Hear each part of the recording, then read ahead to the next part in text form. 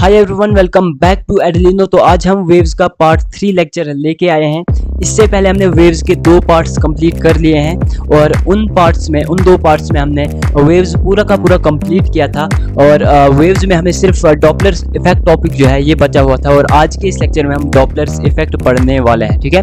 और वेव्स के अलावा अगर हम एसएचएम की बात करें तो एसएचएम भी हमने पिछले लेक्चर्स में कंप्लीट कर लिया था। एसएचएम के अलावा हमने वेव्स के 2 पार्ट्स अभी तक कर लिए हैं और ये वेव्स का तीसरा पार्ट है, थर्ड पार्ट है, जिसमें हम डॉपलर्स इफेक्ट जो कि अभी तक बचा हुआ था टॉपिक, ये हम कवर करने वाले हैं, ठीक है। नीट के लिए और जेईई के लिए ये लेक्चर और वेव्स के सारे लेक्चर काफी इंपॉर्टेंट होने वाले हैं, ठीक है, क्योंकि इन लेक्चर्स में हम सारे के सारे फार्मूले कवर करने वाले हैं, सारे के सारे इंपॉर्टेंट कॉन्सेप्ट्स कवर करने वाले हैं, ठीक है। आज का जो लेक्चर है, इस आज के लेक्चर में हम वेव्स कंप्लीट करने वाले हैं, ठीक है। आज के इस लेक्चर में आपका पूरा का पूरा वेव्स जो है वो कंप्लीट हो जाएगा और इसी के साथ आपका यूनिट एसएचएम एंड वेव्स भी यहाँ पे कंप्लीट हो जाता है, ठीक है। तो हम आपको माइंड मैप्स भी देंगे, ठीक है, इनको आप क्विक रिवीजन के लिए यूज कर सकते हो, ठीक है। तो चलिए स्टार्ट करते हैं वेव्स का पार्ट 3 लेक्चर।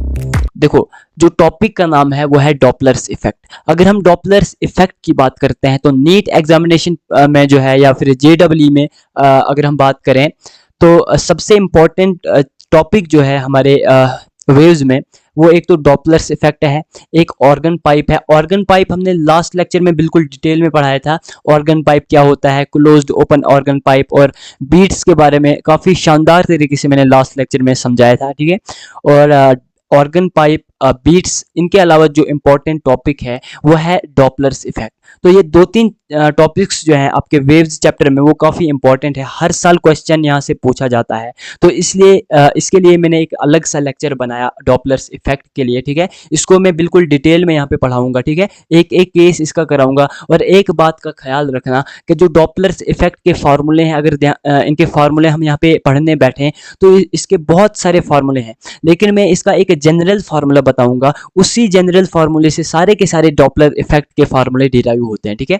सबसे पहले अगर हम डॉपलर इफेक्ट की बात करते हैं ना, तो डॉपलर इफेक्ट में 2 चीजें आती हैं, एक होता है सोर्स और एक होता है ऑब्जर्वर।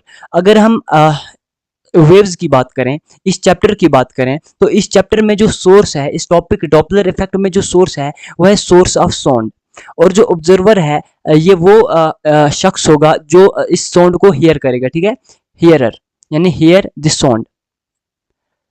जो साउंड प्रोड्यूस करेगा उसको हम यहाँ पे सोर्स कहते हैं, जो साउंड को सुनेगा उसको हम यहाँ पे ऑब्जर्वर कहेंगे डॉपलर्स इफेक्ट में, ठीक है।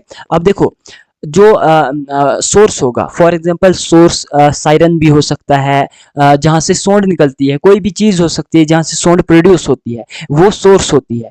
और उस सोर्स को हम यहाँ पे एस मान लेते हैं। हम मान लेते हैं कि यहाँ पे सोर्स एस है, ठीक है। हम मान लेते हैं कि यहाँ पे हमारा सोर्स है, उसको हम एस से यहाँ पे रिप्रेजेंट कर रहे हैं। वो सोर्स एस जो है वो वी एस वेलोसिटी से चल रहा है। फॉर एग्जांपल अगर गाड़ी है हमारे पास, तो गाड़ी से अगर गाड़ी में अगर सायरन लगा हुआ है और गाड़ी वी वेलोसिटी से चल रही है, तो हम मान लेते हैं उस केस में गाड़ी जो होगी वो सोर्स की तरह एक्ट करेगी, ठीक है। तो हम मान लेते हैं सोर्स की वेलोसिटी जो है वो वी एस है, ठीक है। फॉर एग्जाम्पल हमने गाड़ी की मिसाल यहाँ पे ली, तो गाड़ी जो होती है वो इस केस में क्या बन जाती है, सोर्स बन जाती है। तो हम मान लेते हैं सोर्स की वेलोसिटी वी एस है, और सोर्स जो साउंड प्रोड्यूस कर रही है, सोर्स से जो साउंड निकल रही है, हम मान लेते हैं उस साउंड की जो फ्रीक्वेंसी है वो एफ है। अब देखो, जो साउंड है वो ट्रेवल करेगी और मान लेते हैं कि साउंड की वेलोसिटी वी है। सोर्स की वेलोसिटी हम यहाँ पे वी एस मान लेते हैं, साउंड की वेलोसिटी हम यहाँ पे कैपिटल वी मान लेते हैं, और जो साउंड प्रोड्यूस हो रही है उसकी फ्रीक्वेंसी हम यहाँ पे स्मॉल एफ मान लेते हैं, ठीक है। अब देखो, जो साउंड की एक्चुअल फ्रीक्वेंसी होगी ना, वो फ्रीक्वेंसी और जो ऑब्जर्वर को सुनाई देगी, जो सुनने वाला होगा, वो साउंड जो किसी और को सुनाई देगी, उस साउंड की फ्रीक्वेंसी कुछ और होगी। और हम मान लेते हैं कि ऑब्जर्वर को जो ये साउंड सुनाई देगी, ऑब्जर्वर को इस साउंड की एफ डैश फ्रीक्वेंसी सुनाई देगी, और इसी फ्रीक्वेंसी एफ डैश को हम अपीयरेंट फ्रीक्वेंसी कहते हैं। यहाँ पे हम लेट कर लेते हैं, सपोज कर लेते हैं कि ऑब्जर्वर जो है वो किसी वेलोसिटी से चल रहा है और हम इसको डिनोट यहाँ पे करते हैं वी नॉट से, ठीक है। हम इसको वी नॉट वेलोसिटी से डिनोट कर रहे हैं।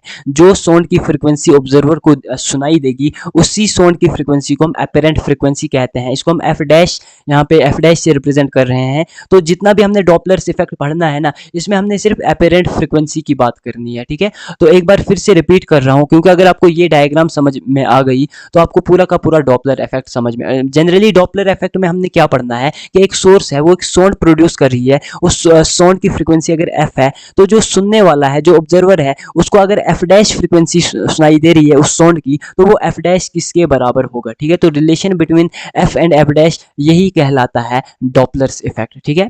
एक बार फिर से यहाँ पे रिपीट कर रहा हूँ। देखो, अगर हमारे पास सोर्स है, उसकी वेलोसिटी वी एस है, ठीक है, उससे जो साउंड निकल रही है उस साउंड की फ्रीक्वेंसी एफ है, और जो साउंड है उसकी स्पीड को हम वी मान लेते हैं। जो साउंड की फ्रीक्वेंसी ऑब्जर्वर को सुनाई देगी उसको हम एफ डैश मान लेते हैं। इसको हम एपरेंट फ्रीक्वेंसी भी कहते हैं। और ऑब्जर्वर की जो वेलोसिटी है वो वी नॉट, उसको हम कहते हैं यहाँ पे, ठीक है, वी नॉट से रिप्रेजेंट कर रहे हैं। अब देखो, यहाँ पे वी नॉट जीरो भी हो सकता है, ठीक है, कुछ भी हो सकता है, वो हम आगे डिफरेंट केसेस में डिस्कस करने वाले हैं, ठीक है। अब देखो, ये जो डॉपलर्स इफेक्ट है, जितना भी हम पढ़ेंगे, इसका एक ही फार्मूला यहाँ पे मैं बताऊंगा, और ये एक जनरल फार्मूला है, ठीक है। ये हर एक केस के लिए एप्लीकेबल होगा। F dash is equal to V minus V naught upon V minus V S into F, ठीक है। ये एक बार फिर से मैं रिपीट कर रहा हूँ कि F dash is equal to V minus V naught upon V minus V S into small F. यहाँ पे एफ डैश की बात करें तो यहाँ पे एफ डैश जो है ये अपेरेंट फ्रीक्वेंसी है, जो फ्रीक्वेंसी की, जो साउंड की फ्रीक्वेंसी एक ऑब्जर्वर सुन रहा है, उस फ्रीक्वेंसी को एफ डैश यहाँ पे कह रहे हैं।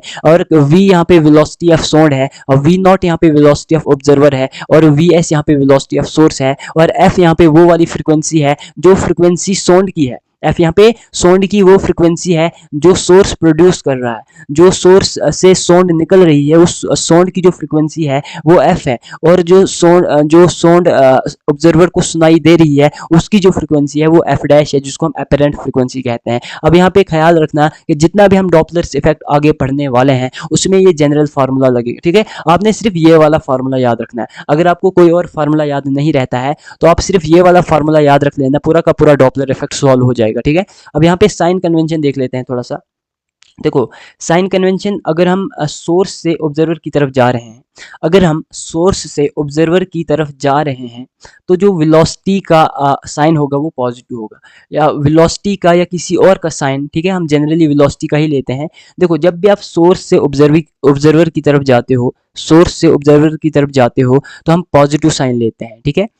देखो, यहाँ पे मैंने लिखा कि keep V naught and V S accordingly. For example, हमारे पास अगर यहाँ पे वी नॉट है, अगर हम सोर्स से ऑब्जर्वर की तरफ जा रहे हैं, फॉर एग्जाम्पल हम ऑब्जर्वर से सोर्स की तरफ जा रहे हैं, ऑब्जर्वर से सोर्स की तरफ जा रहे हैं, तो हमारे पास वी नॉट जो है वो क्या होगा, उसका साइन नेगेटिव होगा, ठीक है। फॉर एग्जाम्पल, ऑब्जर्वर जो है उसकी डायरेक्शन जो है वो ऑब्जर्वर से सोर्स की तरफ है, ठीक है। तो इसका नेगेटिव साइन जब हम लेते हैं और यहाँ पे रखते हैं माइनस वी नॉट, तो माइनस इंटू माइनस प्लस हो जाता है। तो इसीलिए यहाँ पे मैंने लिखा है कि keep V naught and V S accordingly, ठीक है। सोर्स से ऑब्जर्वर जब भी जाओगे तो साइन पॉजिटिव होगा। ऑब्जर्वर से, यहाँ पे ओ में ऑब्जर्वर के लिए लिख रहा हूँ और एस यहाँ पे सोर्स के लिए स्टैंड होता है, ठीक है। जब भी आप ऑब्जर्वर से सोर्स की तरफ जाते हो तो साइन नेगेटिव लेना, ठीक है। उसके बाद हमारे पास एक शॉर्टकट फार्मूला है, ठीक है। ये वैसे में आगे जब हम एक दो टॉपिक्स पढ़ लेंगे, एक दो केसेस जब हम पढ़ लेंगे, उसके बाद ये मैं बिल्कुल अच्छे से आपको समझाऊंगा कि अप्रोचिंग का मतलब क्या होता है, सेपरेशन का मतलब क्या होता है। ये पूरा फार्मूला मैं आगे फिर से रिपीट करूंगा। वैसे यहाँ पे मैंने लिखा है तो चलो पढ़ा देता हूँ। ये शॉर्टकट है, ठीक है। देखो, फ्रीक्वेंसी ऑफ अप्रोचिंग जो होता है अपॉन फ्रीक्वेंसी ऑफ सेपरेशन जो होता है, ये बराबर होता है v plus U upon v minus U, ठीक है। ये फार्मूले की अगर हम बात करें, ये भी जनरली इसी फार्मूले से निकल के आता है, ठीक है। इसी फार्मूले से ये फार्मूला भी निकल के आता है। अब कैसे निकल के आता है हमने यहाँ पे उस पर चर्चा नहीं करनी है, ठीक है। बस इतना सा याद रखना है कि frequency of approaching frequency upon separation, frequency of separation is equal to v plus U upon v minus U. यहाँ पे अगर u की बात करें तो u यहाँ पे स्पीड ऑफ सोर्स है और v यहाँ पे स्पीड ऑफ साउंड है, ठीक है। अब हम आगे बढ़ते हैं।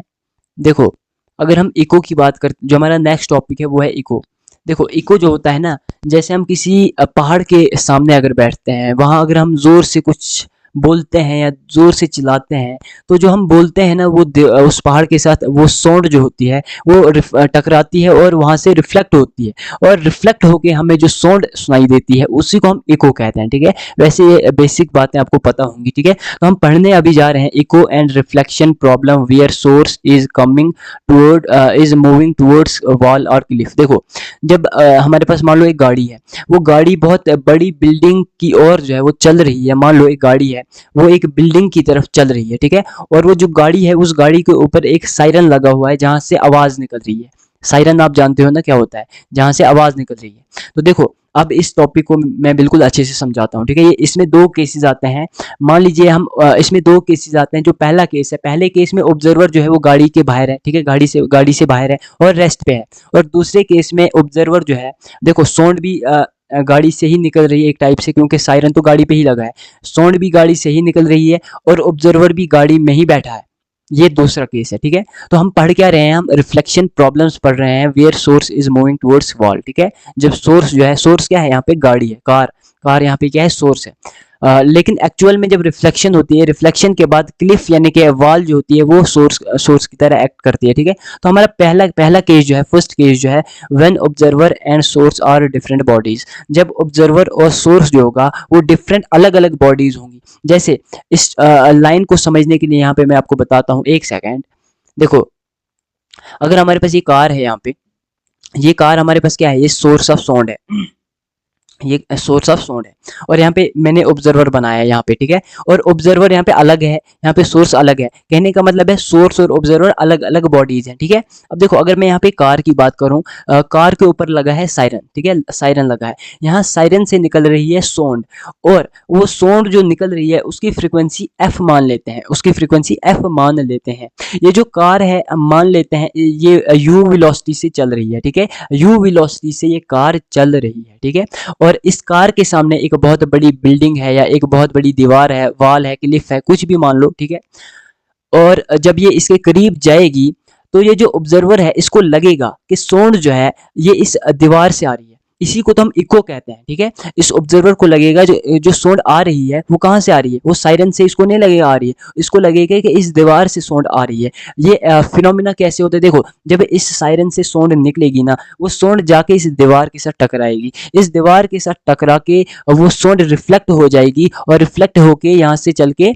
इस ऑब्जर्वर तक पहुंचेगी, और इस ऑब्जर्वर को उस साउंड की एफ डैश फ्रीक्वेंसी सुनाई देगी। बस यहाँ पे थोड़ा सा कॉन्सेप्ट है, इस कॉन्सेप्ट को अच्छे से पकड़ना। ठीक है, देखो, मैंने कहा कि कार जो है वो यू वेलोसिटी से चल रही है, और यहाँ से जो साउंड निकल रही है उस साउंड की फ्रीक्वेंसी मैंने एफ मान ली। ठीक है, जब साउंड इस दीवार के साथ टकराती है तो वो यहाँ से रिफ्लेक्ट होती है। हम मान लेते हैं जब रिफ्लेक्ट होती है उसकी फ्रीक्वेंसी क्या है, एफ है। हम मान लेते हैं कि जो साउंड रिफ्लेक्ट हुई उसकी फ्रीक्वेंसी एफ है। अब देखो, यहाँ पे मैंने एक लाइन लिखी है कि आफ्टर रिफ्लेक्शन क्लिफ या वॉल, ठीक है, क्लिफ कह लो या फिर वॉल कह लो, after reflection cliff will act as source. जब रिफ्लेक्ट यहाँ से साउंड रिफ्लेक्ट होगी, रिफ्लेक्ट होने के बाद जो हमारे पास क्लिफ है, जो वॉल है, ये सोर्स की तरह एक्ट करेगी। जैसे हम कह रहे थे ना कि गाड़ी जो है वो सोर्स की तरह एक्ट कर रही है, लेकिन रिफ्लेक्शन के बाद यहाँ पे क्लिफ जो है, वॉल जो है, वो सोर्स की तरह एक्ट करेगी। अब देखो, यहाँ पे अगर मैं बोल रहा था कि कार जो है वो यू वेलोसिटी से चल रही है, अगर क्लिफ या फिर वॉल सोर्स की तरह एक्ट कर रही है,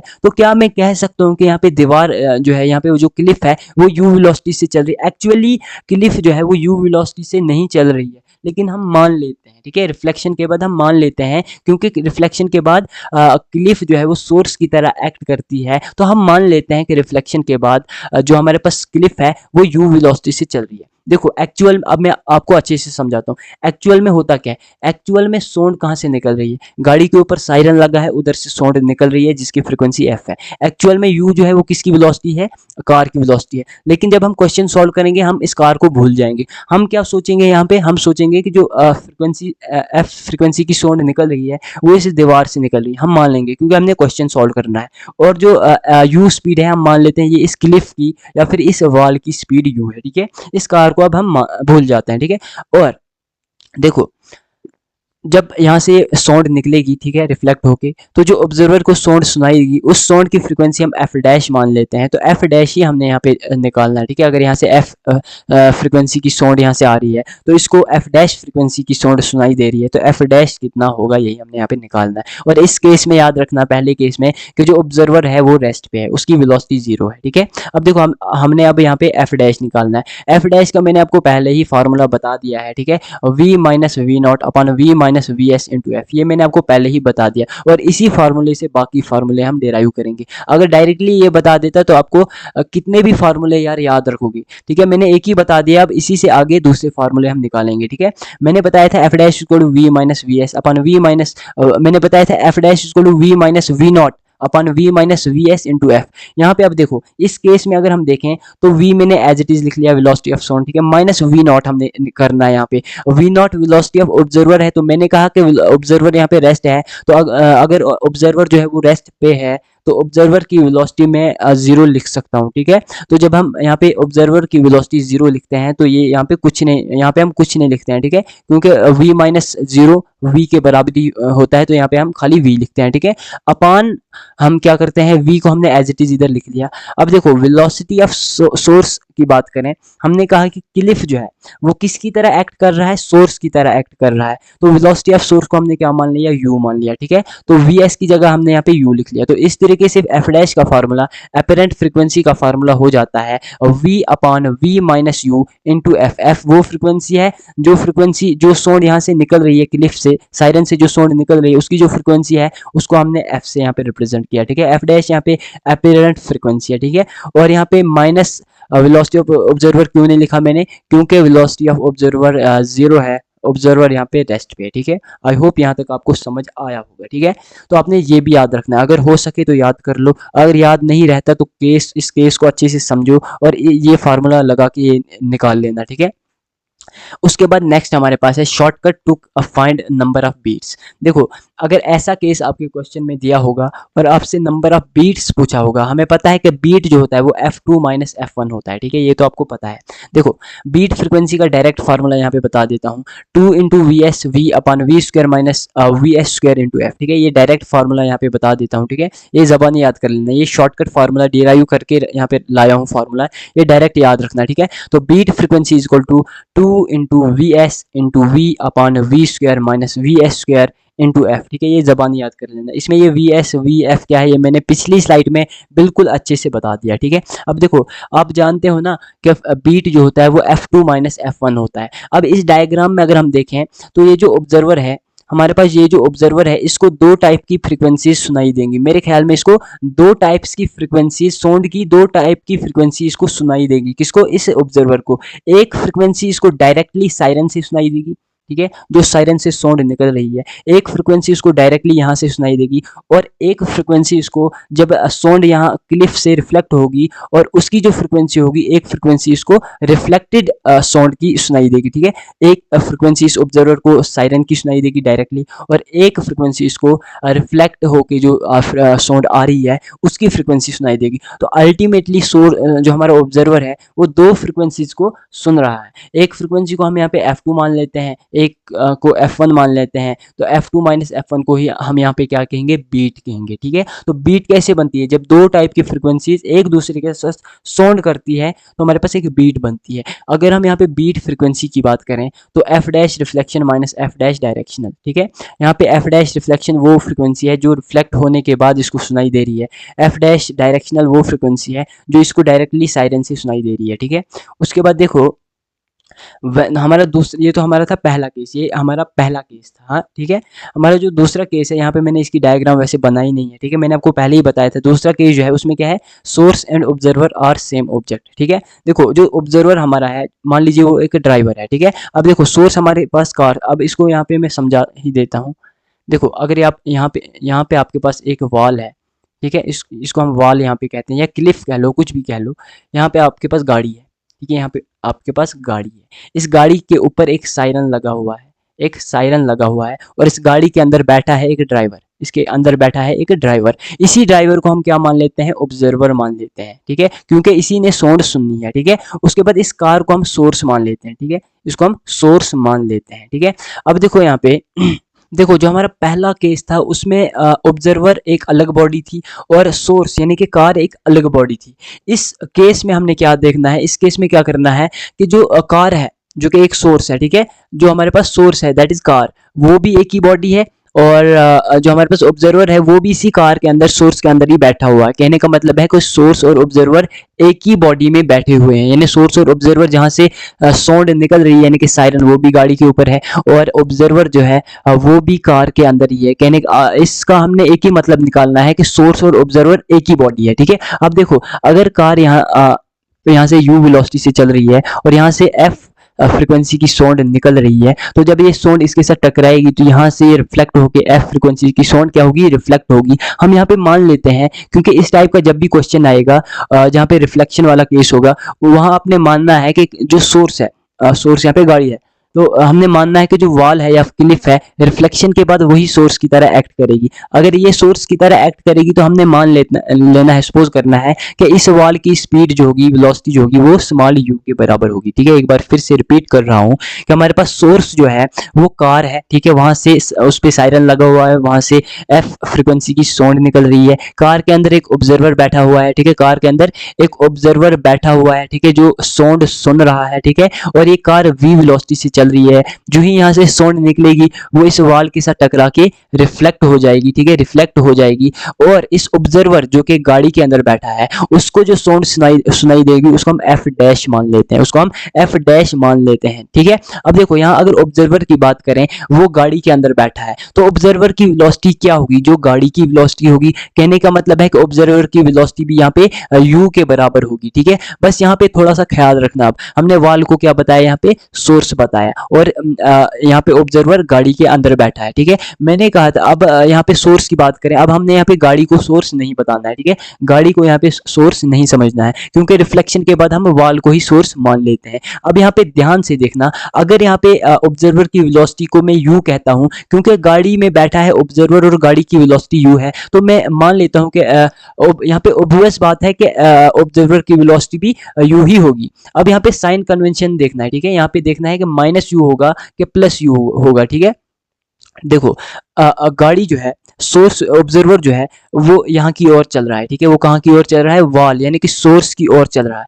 अगर ऑब्जर्वर जो है, अगर वेलोसिटी ऑफ ऑब्जर्वर जो है वो ऑब्जर्वर से सोर्स की तरफ है, तो मैंने बताया था कि इस केस में जो साइन कन्वेंशन है वो नेगेटिव होगा, वो नेगेटिव होगा। तो वेलोसिटी ऑफ ऑब्जर्वर यहाँ पे क्या है, माइनस u है। अब हम सोर्स की बात करते हैं, ठीक है, अब हम यहाँ पे सोर्स की बात करते हैं। देखो यहाँ पे साउंड जो है, हमारे पास यहाँ पे जो साउंड है, साउंड कहाँ से कहाँ जा रही है, साउंड यहाँ पे जो है वो इस सोर्स से यानी वॉल से इस ऑब्जर्वर की तरफ जा रही है, यानी साउंड जो है वो कहाँ की तरफ जा रही है, वो सोर्स से ऑब्जर्वर की तरफ जा रही है, ठीक है। इसका मतलब अगर सोर्स जो है वो u वेलोसिटी से चल रहा है और डायरेक्शन जो है वो सोर्स टू ऑब्जर्वर है, तो साइन यहाँ पे पॉजिटिव होगा। अगर साइन यहाँ पे पॉजिटिव होगा तो वेलोसिटी ऑफ सोर्स हम यहाँ पे प्लस u मान लेते हैं, ठीक है। आई होप यहाँ तक आपको समझ आया होगा, ठीक है। हमने यहाँ पे ऑब्जर्वर की वेलोसिटी नेगेटिव इसलिए ली क्योंकि ऑब्जर्वर की जो वेलोसिटी है उसकी डायरेक्शन है ऑब्जर्वर टू सोर्स, और आप जानते हो कि ऑब्जर्वर टू सोर्स कन्वेंशन जो होता है वो नेगेटिव होता है, और जो सोर्स की वेलोसिटी है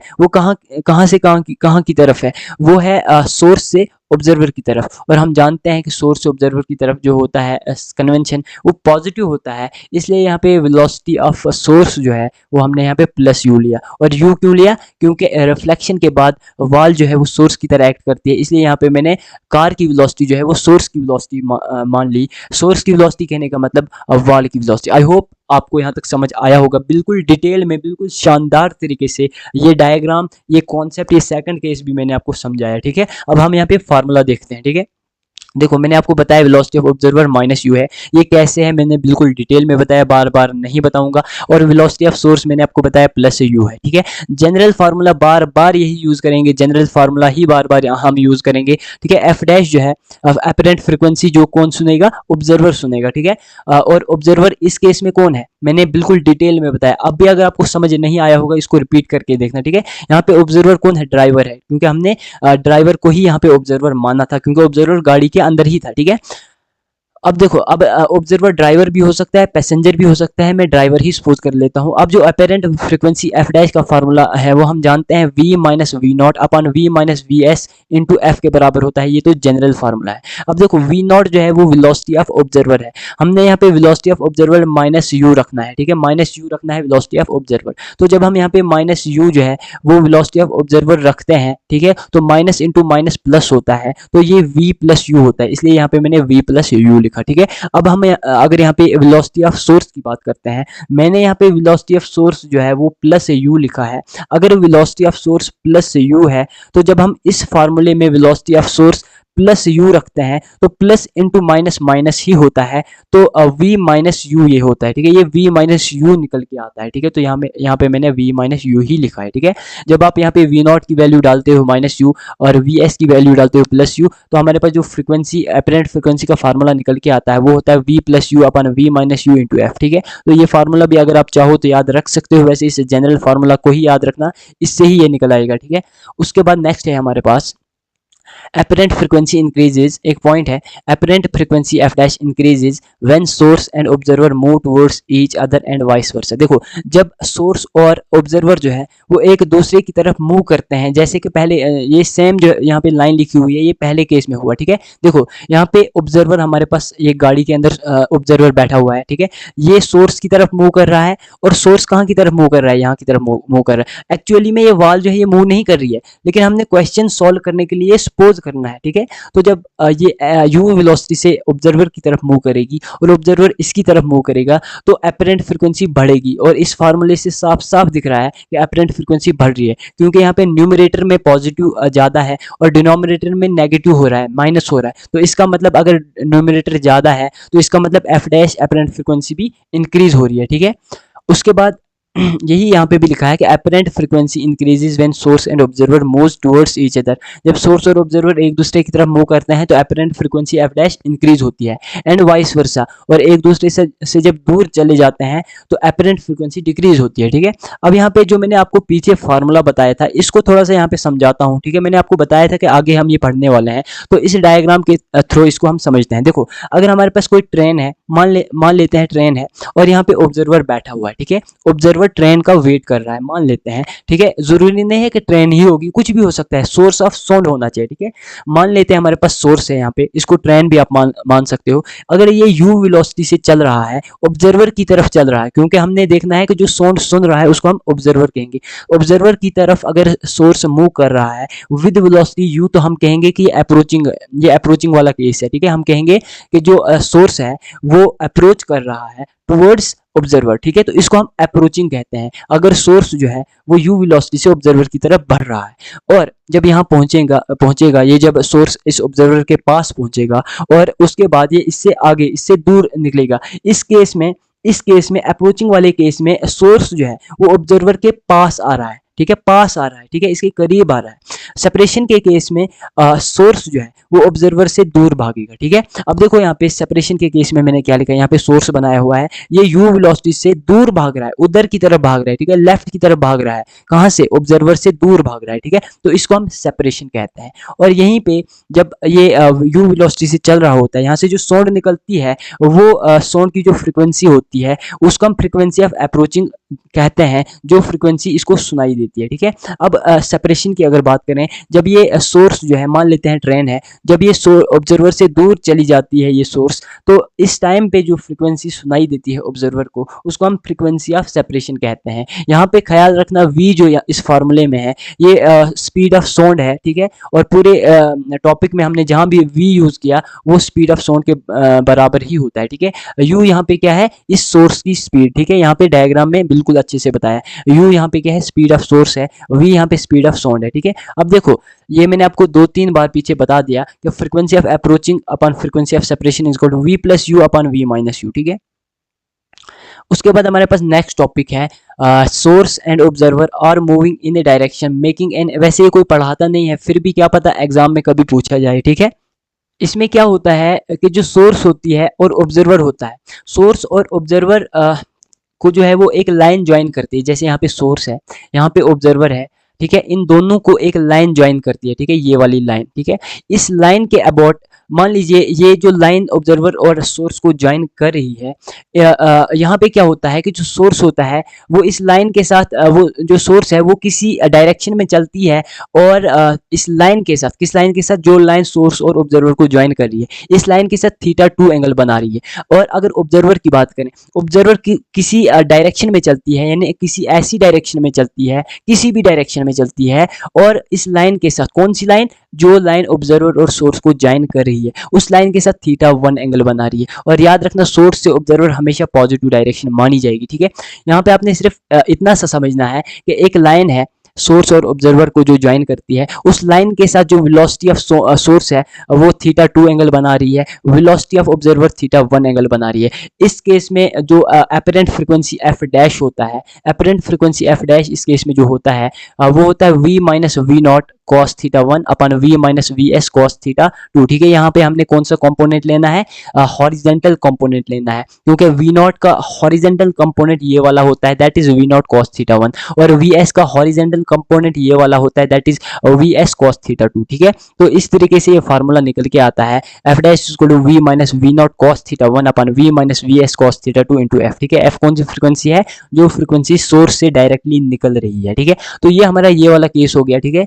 ये वाला केस हो गया, source and observer are moving in a direction making an angle with the lining joining them, ठीक है। जो लाइन को ज्वाइन कर रही है उसके साथ एंगल जो बना रहे हैं, उस केस में क्या होगी, एपरेंट फ्रीक्वेंसी, ठीक है। अब यहाँ पे याद रखना, यहाँ पे हमेशा साइंस का बिल्कुल ख्याल रखना, वी नॉट का साइन क्या होगा, वी एस का साइन क्या होगा, बिल्कुल ख्याल रखना। न्यूमेरिकल सॉल्व करते वक्त सोर्स से ऑब्जर्वर की तरफ हमेशा पॉजिटिव साइन होगा, ऑब्जर्वर से सोर्स की तरफ नेगेटिव पॉइंट ये होगा साइन, ठीक है। अब अगर इसको मैं चाहता यहाँ पे नहीं लिख के लाता, लेकिन एग्जाम में क्या पता कभी पूछा जाए तो जल्दी जल्दी सॉल्व हो जाता है, ठीक है। डायरेक्टली अगर आपको पता होगा तो डायरेक्टली आंसर टिक करके आगे बढ़ सकते हो, ठीक है। तो वैसे अगर ये कॉन्सेप्ट देखा जाए, ये इसी से निकलता है, ठीक है, ये इसी से निकलता है। अब यहाँ पे अगर हम देखें, ये एक स्पेशल केस है, ठीक है, इसी में ये एक स्पेशल केस है। यहाँ पे हमने क्या मानना है, यहाँ पे सोर्स है और यहाँ पे ऑब्जर्वर है। सोर्स से फ्रीक्वेंसी एफ निकल रही है और ऑब्जर्वर को एफ डैश फ्रीक्वेंसी सुनाई दे रही है, ठीक है। यहाँ पे इस केस में आपने याद रखना है कि जो ऑब्जर्वर है उसकी वेलोसिटी 0 है। इस केस में अगर ऑब्जर्वर की वेलोसिटी 0 है, यानी ऑब्जर्वर रेस्ट पे है, और जो हमारे पास सोर्स है वो वीएस वेलोसिटी से चल रही है। सोर्स जो है वो किस वेलोसिटी से मूव कर रही है, वीएस वेलोसिटी से मूव कर रही है, और जो वीएस वेलोसिटी की डायरेक्शन है वो है perpendicular to the line joining source and observer, ठीक है। जो सोर्स एंड ऑब्जर्वर है, इन दोनों को जो लाइन ज्वाइन करती है उसके परपेंडिकुलर सोर्स की वेलोसिटी होगी, ठीक है, और ऑब्जर्वर रेस्ट पे होगा। इस केस में जो फ्रीक्वेंसी एपरेंट होगी वो एक्चुअल फ्रीक्वेंसी के बराबर होगी। जो फ्रीक्वेंसी सोर्स से निकल रही है वही बराबर होगी एपरेंट फ्रीक्वेंसी के जो सुनाई दे रही है ऑब्जर्वर को। तो यहाँ पे आपने ख्याल इतना सा रखना है कि जब भी एफ डैश बराबर होगा एफ के, इस केस में आपने याद रखना है कि वी नॉट यानी ऑब्जर्वर का वेलोसिटी 0 होता है, और जो वी एस होता है वो perpendicular to line joining source and observer होता है, यानी इस लाइन के परपेंडिकुलर होता है। जो सोर्स और ऑब्जर्वर को लाइन ज्वाइन कर रहा है उसके परपेंडिकुलर वेलोसिटी ऑफ सोर्स होती है, और ऑब्जर्वर रेस्ट पे होता है, ठीक है। ये ख्याल रखना है इसका। इस केस में एपरेंट फ्रीक्वेंसी और एक्चुअल फ्रीक्वेंसी बराबर होती है, ठीक है। अब यहाँ पे देखो, एपरेंट वेवलेंथ की अगर बात करें, अगर हम यहाँ पे एपरेंट वेवलेंथ की बात करें तो एपरेंट वेवलेंथ देखो, इसमें दो केसेस होते हैं। एक केस होता है जहाँ पे वेवलेंथ चेंज नहीं होती है, दूसरा केस होता है जहाँ पे वेवलेंथ चेंज होती है। जब हमारे पास वेलोसिटी ऑफ सोर्स 0 के बराबर होगी, यानी सोर्स हमारे पास जो है वो रेस्ट पे होगा, सोर्स हमारे पास रेस्ट पे होगा, और velocity of observer V naught के बराबर होगा। अगर velocity of observer V naught के बराबर होगा, यानी ऑब्जर्वर मूव कर रहा है, ऑब्जर्वर इज मूविंग, इस केस में कोई भी चेंज इन लैम्डा नहीं होता। इस केस में कोई भी लैम्डा में, वेवलेंथ में कोई भी चेंज नहीं आती है, ठीक है।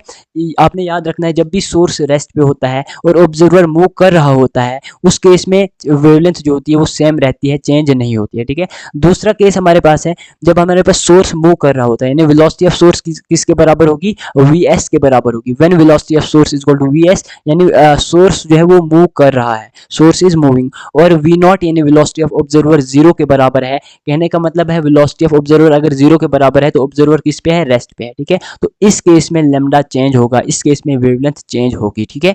उसके बाद नेक्स्ट है हमारे पास 1 अपॉन लैम्डा। अब जो वेवलेंथ चेंज होगी, ठीक है, अब जो वेवलेंथ चेंज होगी, जो हमारे पास लैम्डा डैश होगी, यानी फाइनल वेवलेंथ होगी, जो फाइनल वेवलेंथ होगी, वो बराबर होगी उसका फार्मूला है 1/λ dash is equal to v minus V naught upon v minus V S into 1/λ। ठीक है, लेमडा जो है ये ओरिजिनल वेवलेंथ है, लेमडा डैश जो चेंज होने के बाद हमारे पास वेवलेंथ है वो यानी फाइनल वेवलेंथ इसको आप कह सकते हो। ठीक है, वो हमारे पास लेमडा डैश है। वी नॉट वी एस आप जानते हो ये क्या होता है। ठीक है, वी यहाँ पे वेलोसिटी ऑफ साउंड है और वी नॉट ऑब्जर्वर का स्पीड है, वी एस यहाँ पे सोर्स का स्पीड है। ठीक है, तो फार्मूला अल्टीमेटली क्या है 1/λ dash is equal to v minus V naught upon v minus V S into 1/λ। ठीक है, उसके बाद हमारे पास है डॉपलर्स इफेक्ट इन लाइट। अभी हम साउंड की बात कर रहे थे, अभी तक जितना भी टॉपिक जितना भी कॉन्सेप्ट हमने पढ़ा वो साउंड के बारे में पढ़ा। ठीक है, और डॉपलर इफेक्ट जितना भी अभी तक हमने पढ़ा वो साउंड के रेस्पेक्ट में ही पढ़ा। अब हम डॉपलर्स इफेक्ट अगर लाइट में अप्लाई करते हैं तो वहां पे क्या होगा, देखो इसमें भी दो केसेस आते हैं। लाइट के केस में भी दो केसेस आते हैं। ठीक है, पहला केस जो है when a star is moving towards stationary earth. Star हमारे पास सोर्स ऑफ लाइट होता है। ठीक है, स्टार हमारे पास सोर्स ऑफ लाइट होता है। पहला केस है हमारे पास कि जब स्टार जो है सोर्स ऑफ लाइट जो है वो स्टेशनरी अर्थ की तरफ मूव कर रहा है, जैसे यहाँ पे मैंने दिखाया भी है। मान लीजिए हमारे पास एस स्टार है, इसको हम सोर्स कहते हैं। ठीक है, स्टार अगर अर्थ की तरफ, ठीक है, अर्थ पे कोई ऑब्जर्वर होगा, ठीक है, ऑब्जर्वर ओ होगा। मान लीजिए ये स्टार एस जो है या इसको सोर्स भी आप कह सकते हो, ये वी वेलोसिटी से अगर चल रहा है, अगर ये v वेलोसिटी से चल रहा है और इसके पास जो फ्रीक्वेंसी है, फ्रीक्वेंसी ऑफ लाइट कह लो, फ्रीक्वेंसी जो इसके पास है मान लीजिए वो f है और यहाँ पे जो फ्रीक्वेंसी दिखाई देगी वो f डैश फ्रीक्वेंसी है। यहाँ पे फ्रीक्वेंसी जो दिखाई देगी वो f दिखाई देगी या सुनाई देगी, एक ही बात है। अगर लाइट होगा तो दिखाई देगा, अगर साउंड होगा तो सुनाई देगा। ठीक है, एक ही बात है। ठीक है, सोर्स अगर स्टार अगर अर्थ की तरफ, यहाँ पे मैंने अर्थ को ऑब्जर्वर माना है क्योंकि अर्थ पे कोई ऑब्जर्वर होगा। ठीक है, जो यहाँ पे चीजें ऑब्जर्व करेगा। ठीक है, यहाँ पे सोर्स जो है वो अर्थ की तरफ v वेलोसिटी से मूव कर रहा है, स्टार या फिर सोर्स कह लो। इसके पास फ्रीक्वेंसी f है और यहाँ पे जो फ्रीक्वेंसी दिखाई देगी या सुनाई देगी उसको हम f डैश मानते हैं। ठीक है, यहाँ पे f डैश का फार्मूला होगा under root of 1 plus V by C upon 1 minus V by C into F. F यहाँ पे ओरिजिनल फ्रीक्वेंसी है, एफ डैश यहाँ पे अपरेंट फ्रीक्वेंसी है। ठीक है, तो आपने याद रखना है कि एफ डैश का इस केस में फार्मूला होगा 1 upon under root of 1 plus V by C upon 1 minus V by C into F. यहाँ पे ख्याल रखना कि अगर यहाँ पे न्यूमरेटर में प्लस का साइन है तो इसका मतलब कि न्यूमरेटर बढ़ेगा, अगर न्यूमरेटर बढ़ेगा तो फ्रीक्वेंसी एफ डैश भी बढ़ेगा, तो इसलिए यहाँ पे मैंने लिखा है फ्रीक्वेंसी इंक्रीजेस। वहीं पे अगर दूसरे केस की बात करें तो दूसरे केस में स्टार जो होता है वो मूव कर रहा होता है अवे फ्रॉम अर्थ। ठीक है, दूसरे केस में स्टार यानी कि सोर्स ऑफ लाइट जो होता है वो अर्थ से दूर भाग रहा होता है। मान लीजिए हमारे पास यहाँ एस स्टार है, स्टार कह लो सोर्स कह लो, यहाँ पे ऑब्जर्वर है या फिर अर्थ कह लो। ठीक है, अर्थ पे कोई ऑब्जर्वर है। ठीक है, अगर ये स्टार जो है दूर भाग रहा है, अर्थ से ऑब्जर्वर से दूर भाग रहा है विद वेलोसिटी v। ठीक है, और इसके पास फ्रीक्वेंसी f है, यहाँ पे फ्रीक्वेंसी f डैश है। ऑब्जर्वर को जो ऑब्जर्वर फ्रीक्वेंसी को ऑब्जर्व कर रहा है, मान लीजिए वो वाली फ्रीक्वेंसी f डैश है। तो इस केस में when star is moving away from earth, f dash बराबर होगा under root of 1 minus V upon C upon 1 plus V by C. ठीक है, इंटू एफ। ठीक है, तो आपने याद रखना है कि इस केस में f dash is equal to under root of 1 minus V by C upon 1 plus V by C into F. ठीक है, यहाँ पे v की बात करें, v यहाँ पे स्पीड ऑफ, ठीक है, स्पीड ऑफ सोर्स है, यहाँ पे स्पीड ऑफ स्टार भी कह सकते हो। ठीक है, c की बात यहाँ पे करें, c यहाँ पे स्पीड ऑफ लाइट होता है, दैट इज 3 × 10⁸ मीटर पर सेकेंड। ठीक है, और f डैश क्या होता है ये मैंने आपको बता दिया है। देखो इस केस में अगर हम देखें तो इस केस में न्यूमरेटर में माइनस साइन, अगर यहाँ पे माइनस हो रहा है कहने का मतलब न्यूमरेटर कम हो रहा होगा। अगर न्यूमरेटर कम हो रहा होगा तो अपरेंट फ्रीक्वेंसी भी कहीं ना कहीं कम हो रही होगी। तो सेकंड केस में जब स्टार जो है वो अर्थ से दूर भागता है तो फ्रीक्वेंसी कम होती है। ठीक है, बड़ा कॉन्सेप्चुअल है, अगर मैं चाहता डायरेक्टली फार्मूले बताता, ठीक है, when star is moving towards and away, direct फार्मूले बताता आगे बढ़ जाता। ठीक है, लेकिन वो नहीं करना है। ठीक है, मैंने वो नहीं करना है। मैं जिस चीज के लिए, जिस पर्पज के लिए लेक्चर बना रहा हूँ वो पर्पज पूरा होना चाहिए। ठीक है, और वो पर्पज है कि आपको समझ आना चाहिए और कम से कम टाइम में समझ आना चाहिए और सारे के सारे टॉपिक्स, सारे फार्मूले, कॉन्सेप्ट कवर होनी चाहिए। मेरा पर्पज है ये। ठीक है, और अगर मैं चाहूँ तो जल्दी भी करा सकता हूँ, जल्दी मैंने कराना नहीं है। ठीक है, और वैसे भी अगर मैं कितना ही टाइम लगा दूँ, यहाँ अगर देखें जब बैच की देखते हैं, यहाँ पे ऑनलाइन बैच होते हैं, वहाँ पे 3-3 घंटे की एक क्लास लेते हैं, फिजिक्स की 2.5 घंटे की, 3 घंटे की एक क्लास लेते हैं। तो अगर वेव चैप्टर को मुझे 1.5 या 2 घंटा लगा तो कौन सा बड़ा टाइम लगा। ठीक है, कम ही तो है। उसके बाद हम आगे बढ़ते हैं। देखो सिंस स्टार यानी कि source is moving therefore lambda will change. अगर आपको याद होगा, अगर आपकी याददाश्त, अगर आपने दिमाग, अगर आप थोड़ा सा दिमाग को थोड़ा सा हिलाओगे ना, तो मैंने पीछे एक बात बताई थी। वो बात क्या बताई थी कि देखो मैंने बताया कि अगर सोर्स मूव कर रहा है, अगर सोर्स मूव कर रहा है और ऑब्जर्वर रेस्ट पे है, तो लेमडा यानी कि वेवलेंथ चेंज होगी। ठीक है, थोड़ा सा दिमाग को आप हिलाओ, आपको याद आ जाएगा। ठीक है, तो मैंने कहा था अगर सोर्स यानी कि स्टार मूव कर रहा है तो लेमडा चेंज होगा। अब कितना चेंज होगा वही हमने यहाँ पे देखना है। सिंस स्टार यानी कि source is moving therefore lambda will change. तो चेंज इन लेमडा हम डेल्टा सी से डेल्टा लेमडा से यहाँ पे रिप्रेजेंट करेंगे।